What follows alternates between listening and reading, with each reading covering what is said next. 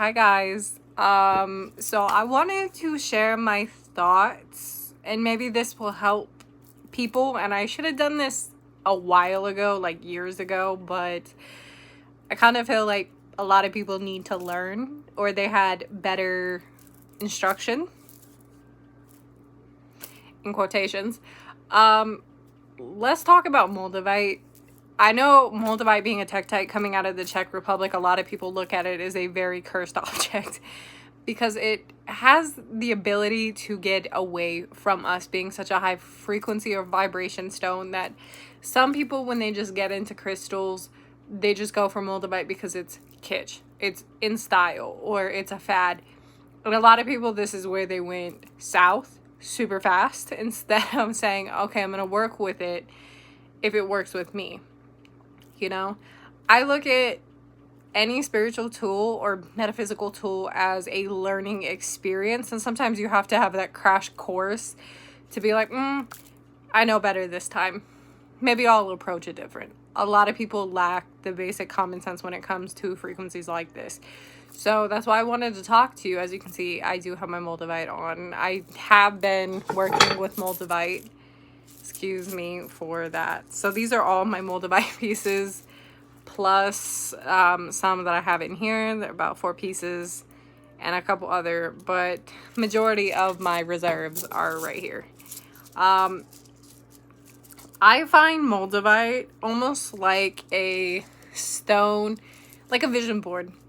It basically, you tell it what you want in life and how it can help you align to it. And I feel like a lot of people who get into working with Moldavite, they aren't using their heart necessarily. A lot of people say that Moldavite is just too high of a frequency. So when you talk to your stones, if you do, talk to it and be like, hey, like, I'm new to this. I'm new to you. Please take it easy on me. But this is what I want in life. You know, I would like to align my heart center, my heart, my solar plexus, you know, my mind, you know, my higher self to whatever this object or this intention, and set an intention with it and work on it. That's why I say that I have come to see Moldavite as a vision board type stone. It is very intentional when you work with it. And I think maybe this will help others approach Moldavite, not in a scary sense, but more in a realistic, down to earth, where you're like, oh my god, this is scary. Like, I'm to the point where it's like, okay, you know, what do I have left? Moldavite will break shit apart because it's a high frequency stone. You work with it. So when I first started working with Moldavite, probably about 8 years ago, like when I first started using it, it was really high vibrational, and I would pocket the energy. It would go in my arm and it would be like stuck right here or in my shoulder.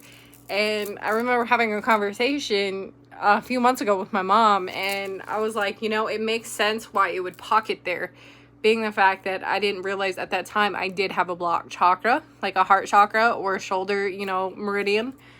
And it made me think, going back when I was working with it, I have a habit of working with stones that if I cannot feel the vibration, then I need to put it down and work with a different stone. Sometimes you just got to walk away from Moldavite. There's just things that will fall out of your alignment, or you will gain an alignment to something that you will not expect. And I think a lot of people, they're too controlling or need to be controlling. So when shit starts falling apart, it's scary. And I think this is why people need to approach it with the understanding that when you work with it, things are going to fall out of alignment. So you can fall into a deeper alignment to something that is actually meant for you. Now, if you fall into an alignment that's not for you, yes, your life will be chaotic. You will be a crash course dummy, you know, driving with someone that's like got their driver's license or a permit for the first time, and you're crashing everywhere and you're like, oh my god, I'm gonna die. You're overreactive. You're like edge of your seat. I can understand that reaction with people because the intention was not set. So when you work with Moldavite, please lay an intention and talk to it to be like, hey, I'm new to you, or I have X, Y, and Z, and I would like to align to something more fulfilling in a more centered way, in a more secure way for me that opens doors to freedoms I've never experienced, you know, or relationships or partnerships or connections or business opportunities or outlooks, spiritual conscious revolution, or, you know, raising a frequency and gaining a psychic gift, or basically enhancing that connection.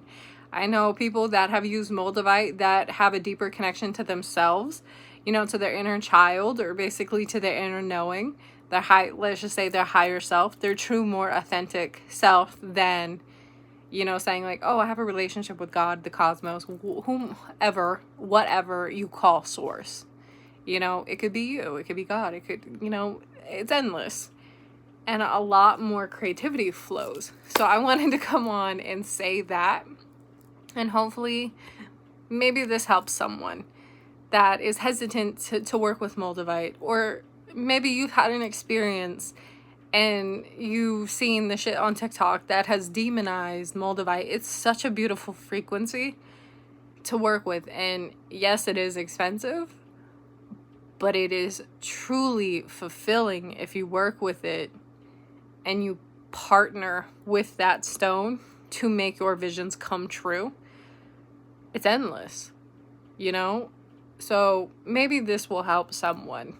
So with this being said, peace, love, and happiness. Wherever you're saying this in any time, space, continuum, I love you. Make sure you love you, though.